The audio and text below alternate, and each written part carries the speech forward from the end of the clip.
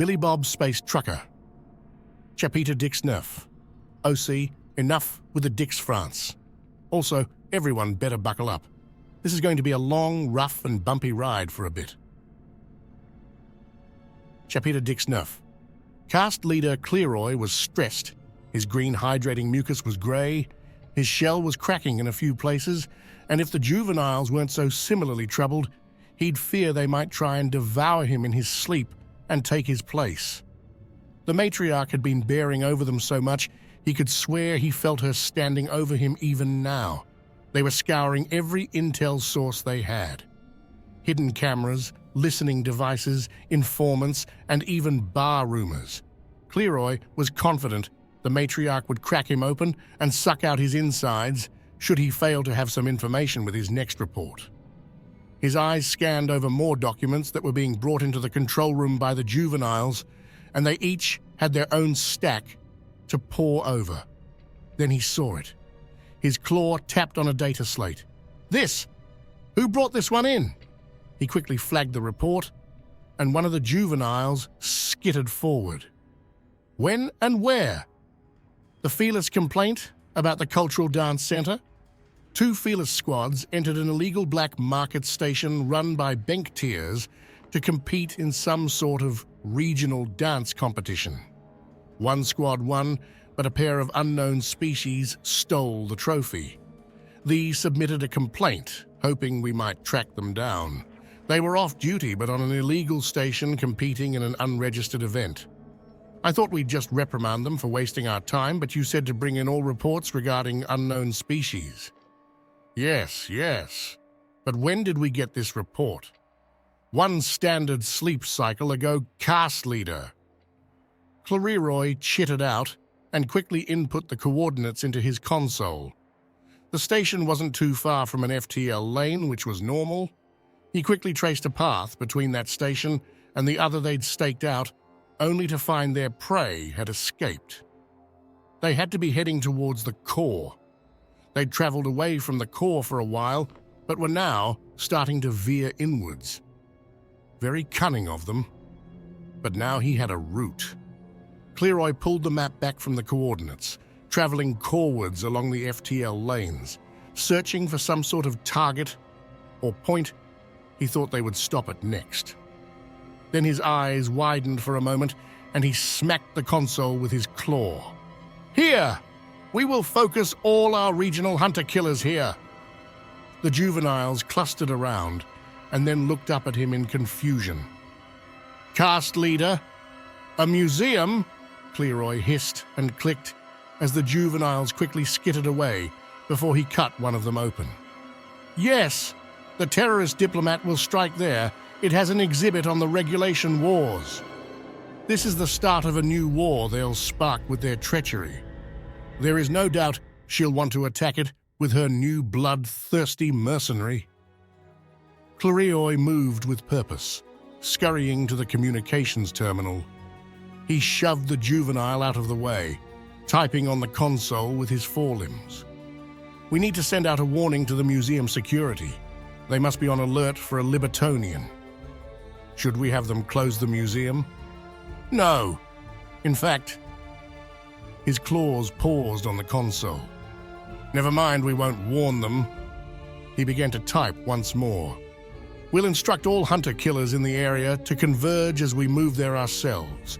We should make it in another cycle. We'll wait for them to strike and then capture them. Should I wake Cast Leader Bleebob? No.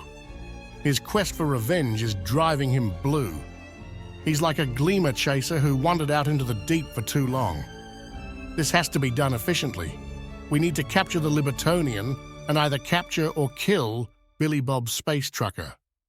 Emily had been able to relax a bit more after nearly killing Billy Bob, which had been about as traumatic for her as it was for him, even though he kept making fun of her over it. That was just how he dealt with almost dying, it seemed. But as they drove along the FTL lane, his nav comp pinged with info on the upcoming system. Mostly they ignored it now since they didn't need the standard refueling stations. But as she read it over, she noticed one of the attractions and gasped out. Billy Bob, We have to stop up ahead." He jerked a bit, looking up and around for a moment at the traffic. "What? Oh, sorry, not like in the FTL lane. I meant in the system." "Why, what's up?"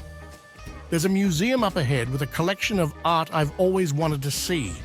They have paintings and sculptures and smell vistas and all sorts of things." "The hell is a smell vista? And there is no way I'm going to a museum about Xeno art. Count me out." "You need to get some culture that isn't human. Besides, you promised if I let you compete in that dance tournament, you'd do what I wanted to do in the next system." Billy Bob opened and closed his mouth a few times before shutting it firmly and thinking back on to what he'd said. "God damn it. I didn't mean a museum. I meant like something. I meant like something I also wanted to do but was your idea." She just stared at him from the co-pilot's seat, and he groaned for a good 30 seconds while looking up at the roof of his cabin. "Fine. Fine, fine, fine, fine, fine. Ah!" She let out a happy chirp and held up one hand. He looked over at her, confused for a moment before realizing what she wanted. "I'm not giving you a high five." "What?" "Yes, you are. Museums are high five worthy." "No, they're not. Except for maybe a video game museum or war museum."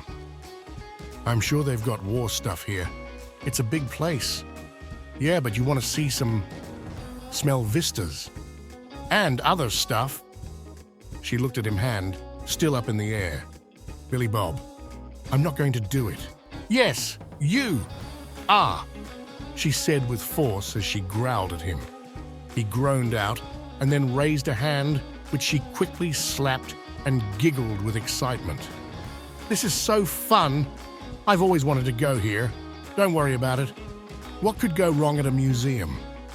I'll get so bored I'd kill myself," he said grumpily before she started punching his shoulder. "Shut up. You're going to enjoy it. I just know it." Okay. Gee, stop already." He leaned away from the punching with a laugh. "You're a lot more active now that you've tried to murder me. I think my blood energized you." "Blair, that's disgusting. It's just because now I know I could totally take you in a fight." "Bring it on, hollow bones." "I'm not an earthbird. My bones aren't hollow. You should be careful, or I might take my gloves off." He chuckled at that as she wiggled her 4 hands at him. Now that he thought about it, he'd never seen more than her face and wings. That cloak, survival suit thing, covered her body. Either they didn't need to bathe much, or it also helped clean her feathers. He should really learn more about her species at some point. He shrugged it off as he began to downspin his engines and move through the FTL lane to get ready to exit the system near this museum she wanted to see. Unlike his normal stops, he had to actually start weaving through the regular Xenos traffic on his way to the planet. Most of the Atlas cargo ships were heading to a different port, so he was mostly moving around smaller vessels carrying tourists and private yachts owned by wealthy families. The Xenos seemed to favor curving, asymmetrical shapes for their ships as opposed to Billy Bob's blocky and very efficient Longhorn. He didn't care for the Xenos' designs. They were all form, no function. They were wasteful on materials and in general looked ready to snap in any decent gravity. In fact, now that he thought about it, it was like being in an actual ship, flying into an anime. Next thing you'd see was a bunch of giant mech sword fighting, where none of the soldiers knew how to lead a target. Then he thought back on his fight on the station. Perhaps no Xenos soldiers did know how to lead a target. He shrugged it off as he focused on finding the designated lanes leading down to the correct spaceport. "What's the species here like?" he asked as he glanced over at Emily. This is a Pulvian planet. One of the founding species of the galactic government. Wealthy, high class, high social standing. They make up the majority of bureaucrats in the galactic government by a large percentage. They're fairly weak physically, but very culturally adept. Around the same height as an average Libertonian, so taller than me by a few inches. They're sticklers for rules and order aside from art, of course. You're shorter than the average Libertonian. You didn't know that? He stared at her for a moment before she realized why. Right. I'm the only Libertonian you've ever met. Well, I am, but only by a few inches. So it's not that bad. I'm not like a dwarf flyer. What's that? Sounds pretty cool. They're just Libertonians who are only around 5.5 feet tall. Genetic disorder. They're very nimble flyers, so they were able to survive in our pre-civilized period. We have dwarfs too. They survived because we like laughing at them. Wow. I just realized what dicks we can be as a species. Then he shrugged it off. There was a chime as they were hailed by the traffic control. Unidentified cargo hauler, you're entering the wrong spaceport traffic lane. This is for tourist and private vehicle traffic only. That's a 4. 10, good buddy. This here is a private transport with pilot and co-pilot only. You must have a switched wire somewhere. Our designation is Kakashnkadzstat. He began making noises with his mouth that sounded like some sort of garbled transmission. Please hold your heading while we, verify. Billy Bob grinned at Emily. Shit, ground control, I've got an exotic, newly discovered animal for the museum. The curator is expecting us down there as fast as we can fall out of the sky. You really going to hold me up because your tech is busted? You get to sit nice and comfy while I get chewed out for your mistake? I don't need this shit today. I want your control number. The curator shits on me, I'll make sure he shits on you too. See how you like it when the important people breathe down your neck. You're clear for the private museum dock. Safe flying. Thank you. That wasn't so hard now, was it? Tell you what, if things go well, I'll let them know you helped. You have a nice day. Billy Bob ended the transmission as he chuckled. God, Xenos are so easy to bullshit. So few actually want to deal with an angry space trucker with a delivery. Emily was smiling as he pulled out of the main spaceport lane and followed the directions now being displayed on his window. The planet beneath them seemed to be full of greens and whites. The cities were very densely packed as usual, with most Xeno settlements he'd seen. They liked to have a few really huge cities on their developed worlds. Most of their colonies were homes clustered together, with the fields stretching out around them. They very rarely liked to live far apart from one another. He brought his longhorn down into the designated docking area behind the museum. The structures themselves were massive works of white stone.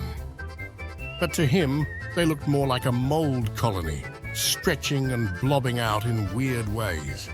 Very organic, with almost no right angles or symmetry to the structure.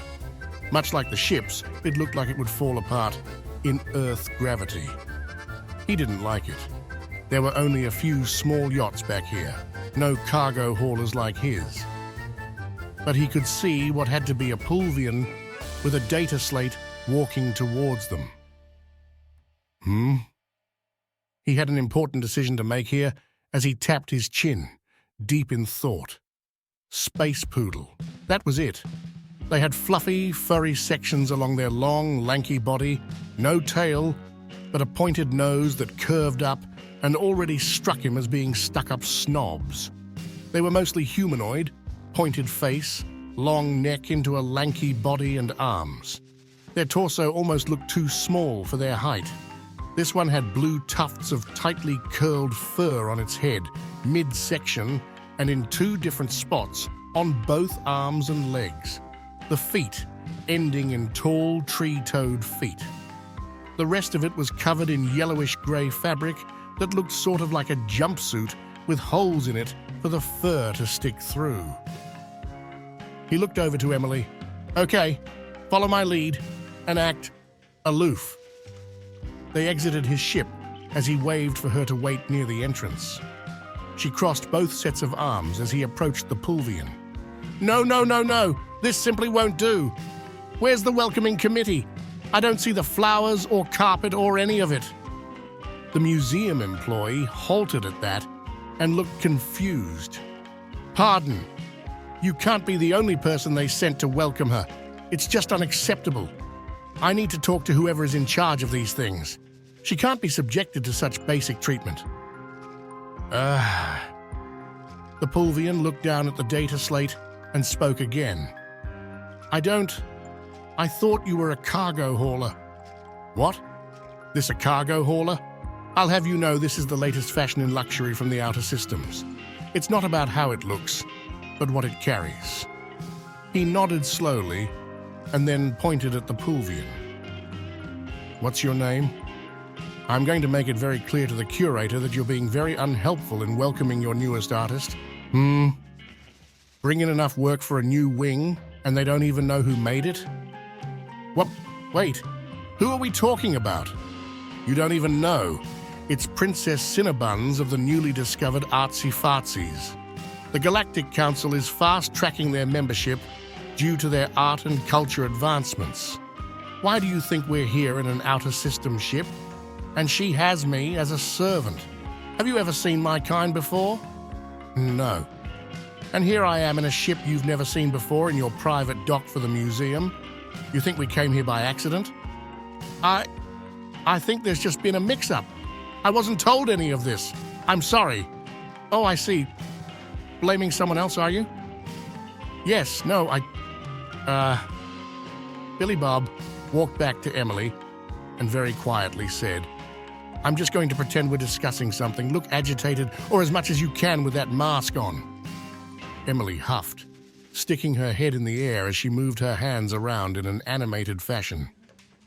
Is this really going to work? Then he nodded and walked back to the Pulvian, slowly wrapping an arm around it to pull it away from Emily. The princess isn't happy, but I think I can make her see the opportunity here. If no one knows we're here, we can take a look at the layout on our own before people know who we are. Why don't you just give us 2 all-access passes and I'll calm her down? You don't talk about her arrival to anyone, and we'll walk through, and then I'll call up to make sure they have a welcoming committee waiting for her in a cycle or 2, okay? The Pulvian shook its head in a circle-like pattern that his translator told him was the same as nodding yes. Here! It quickly tapped on the data slate and pulled 2 little black pebbles out of a pocket, handing them to Billy Bob. Please let the princess know we didn't intend on insulting her. We're thrilled to have her art here at our museum. Please enjoy yourselves. Those are special VIP passes. Any exhibit, as long as you like. Billy Bob nodded slowly and gave the creature a very light pat. I appreciate it.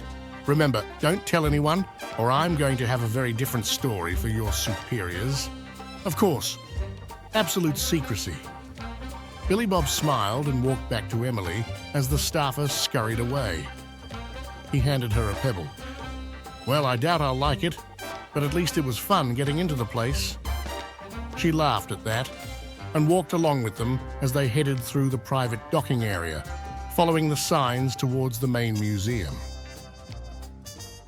It was set up as a series of indoor and outdoor exhibits with opulent-looking gardens separating the large white buildings.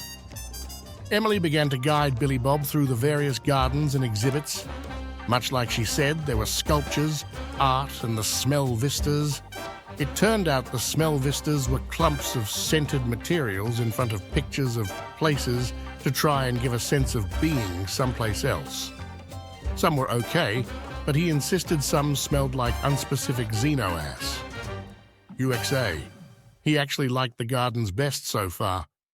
Looking at xeno modern art was rather underwhelming to him, and it was hard to appreciate the craftsmanship of the sculptures when he didn't know what the fuck any of them were supposed to be. As they wandered through the gardens, he pointed to a section where a Greslin in an exosuit that stood next to a display marked exotic and dangerous. A Phyllis was wandering over towards one of the plants, looking sort of stoned and mesmerized.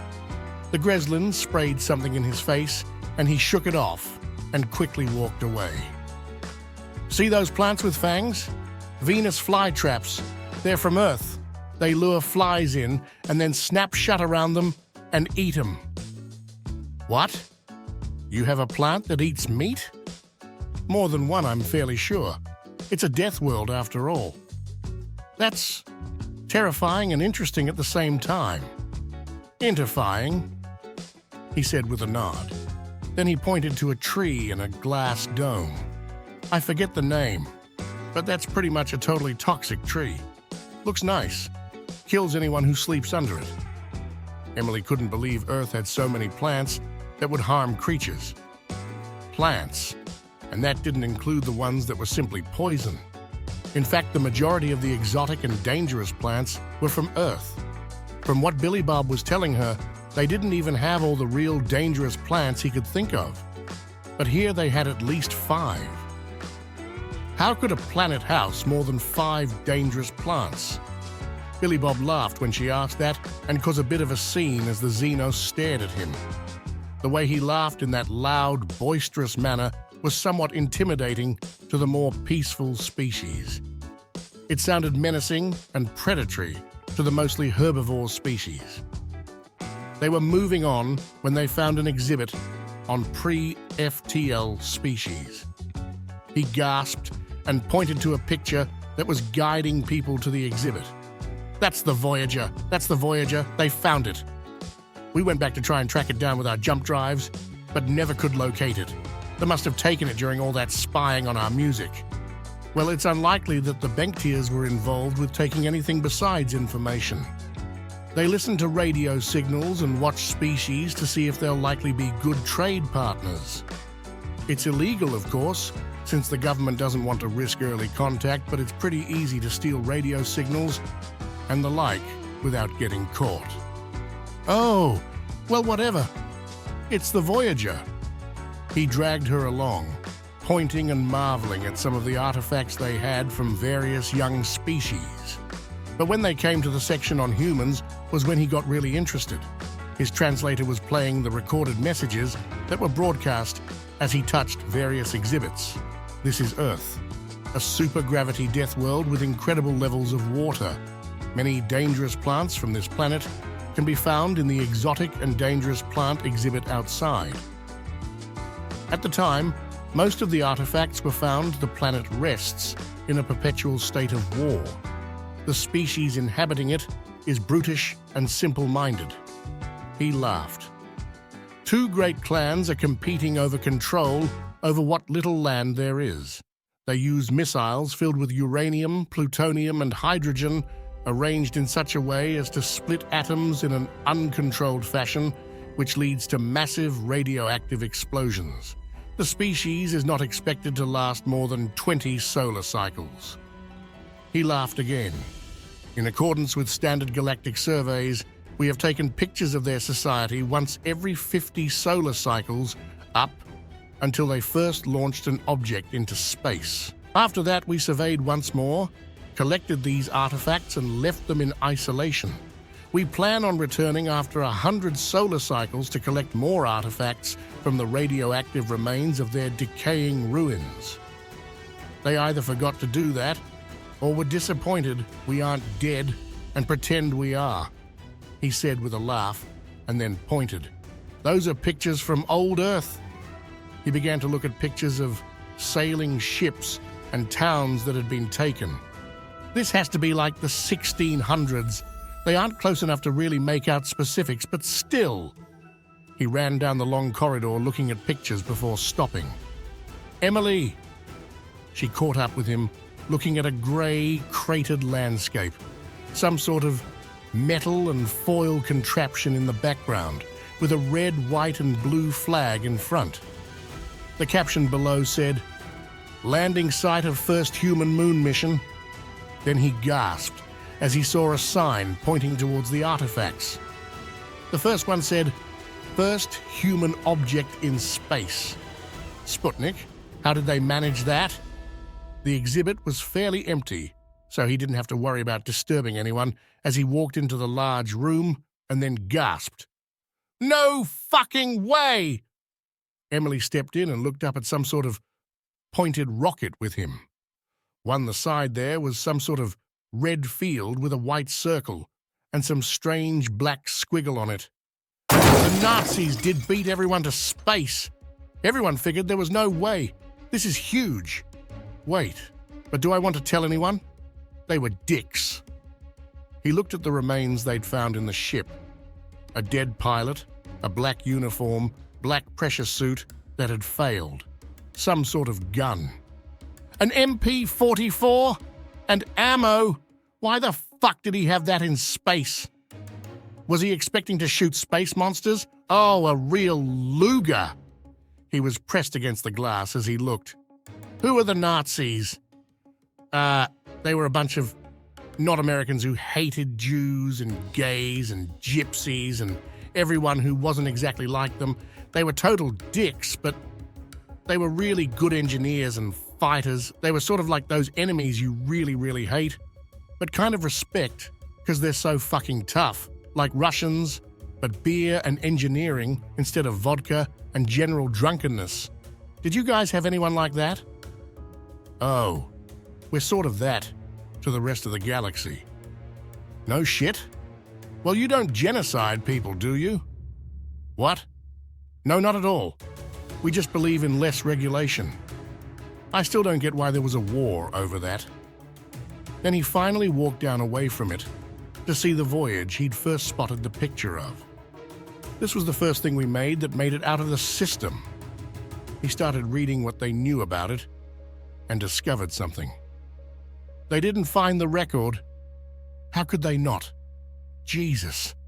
That means it's still in there. He was pressed against this glass as well, staring at the Voyager. It's right there, Emily. The golden record. He looked around then and tapped the glass. Think it's got an alarm? Yes, I think it's got an alarm. This isn't over. I'm going to make them give me that record. That's part of human history. It doesn't belong in a museum. Billy Bob, you can't just demand one of the museum pieces. Yes, I can. The lazy fucks didn't even look into the Voyager and find it. He walked out of the exhibit area, ignoring the artifacts from other species, but then stopped as he saw a large, rather busy exhibit filled with tourists. The top was marked. The regulation wars.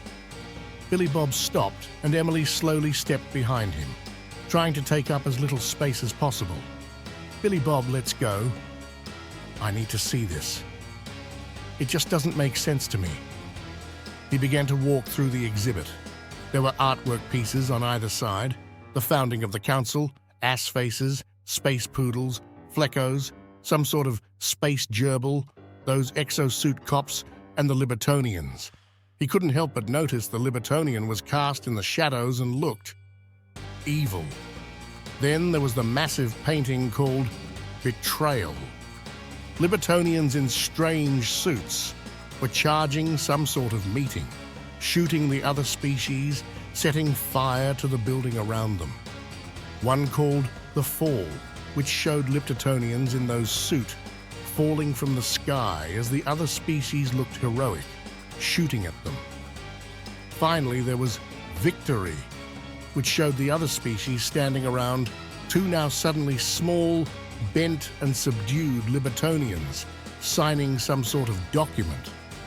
This tells me nothing, Billy Bob muttered even as tourists crowded around the wall-sized paintings. He found a segment past it that actually seemed to have info. He started to read the history presented here. There was a disagreement over the council. The Libertonians thought they should encourage species to aspire for greatness and remain free to develop on their own. Introduction to the council was to be voluntary, and primarily it would work as a trade union and alliance to stop unnecessary wars. The others felt the council should begin regulating species, making sure that none grew too great or powerful in multiple ways. Those who didn't join the council would be pushed to the side and marginalized, left to stagnate without the galactic economy and technology, to start policing their laws as applied to all species where they saw fit. When the Libertonians disagreed, they moved to leave the council and start their own organization. The rest of the council told them leaving the council was an act of war, and the Libertonians attacked first. The Libertonians struck deep into various systems and sued for peace early on. But the asshole empire convinced the other to keep fighting. After that, it became a war of attrition, and the Libertonians were outnumbered very significantly. He read up on various battles, noting that the council races always lost at least 5 times as many people, and often far more. He also noted the council races would often make and break ceasefires to gain advantages. Yet they didn't engage in total war. They'd leave infrastructure intact and stay away from population centers. It seemed Xenos kept industrial zones far away from residential. A galaxy without the concept of total war. Even so, in the end, the Libertonians were defeated. He read the terms of surrender. It seemed like the council took a very heavy hand against the vanquished. They were no longer a council race, couldn't trade, couldn't travel, and couldn't have a military really, plus just one colony off-world from their home planet. He realized why she wore a mask now. Almost no one had seen alive Libertonians in hundreds of years. Then he stepped past that and gasped. There behind a gleaming force field of some sort was a tall suit made of metal, wings up and extended as if in flight. It looked like a massive Libertonian. The upper arms ended in claws, while the lower arms had some sort of energy weapons attached to them. The legs ran down into massive metal feet, with 4 claws, 3 spread out on the front and 1 on the back. Is that an exosuit your people used in the war? Yes. One of the elite units would wear suits like that. You fit into it, and sensors adjust the padding inside to your size. The suit was at least 9 feet tall. It's gorgeous, Billy Bob muttered as he looked up at it. He saw the diagram next to it that showed a Libertonian male. Larger than Emily, but not by very much. It had somewhat larger arms, and the legs ran down into a pointed foot with 4 claws very similar to the suit, the downy feathers ending halfway down the calf and turning into tougher leather-looking skin.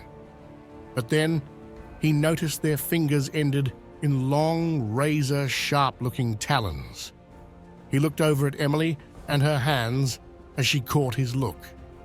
We wear gloves to prevent us from stabbing everything we try to pick up or hold. Then he looked back up at the display, watching a video of a Libertonian in flight.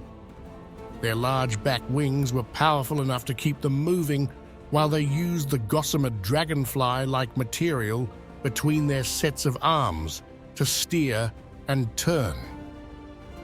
Then he thought it over. Those legs looked more like something he pictured on a dinosaur, like a raptor. And her muzzle was pointed out straight like, well, not like anything he knew offhand, but maybe a gator? Wait, weren't raptors birds? He gasped. The white feathers and wings had led him astray. They weren't just space eagles. They were flying space raptors, space eagle raptors. Think that still works? He asked as he pointed at the suit. I mean, in theory, they keep artifacts in original format, and the reactor is rated for 1,000 years. So, maybe. He was starting at it when they heard some sort of chime and looked around. The tourists and employees began to crowd around the nearest holographic information terminal, seeming to think something was happening. The map of the museum was replaced by some sort of space poodle who looked fancier than usual. Dire and alarming news today. The council is announcing a state of war. There were murmurings of surprise all around. We're getting reports from the Assface Empire that one of their primary worlds has been ruthlessly and savagely attacked. A new species known as the Americans has attacked their planet without an official declaration of war. The Assface Empire is claiming this attack was unprovoked and completely against all council ethics. The Prime Matriarch insists these are mercenaries hired by our old enemies, the Libertonians. They call upon all council races to join them in war against the new threat. An emergency session of the council has been called. In the meantime, they advise citizens be on the alert for 2 highly dangerous terrorists.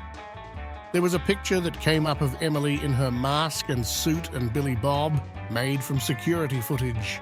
Emily gasped as the tourists around them turned and looked. But as she looked to Billy Bob, he was running over towards the display with the battle suit. He picked up one of the exhibit signs and swung it, smashing it into the field generator on the side. There was an explosion as the device crackled and sputtered. The shield faded as the exosuit cops began to charge Billy Bob. "Emily, get in the suit. We're going to take the gold record and get the fuck out." And so ends another chapter in the adventures of Billy Bob Space Trucker.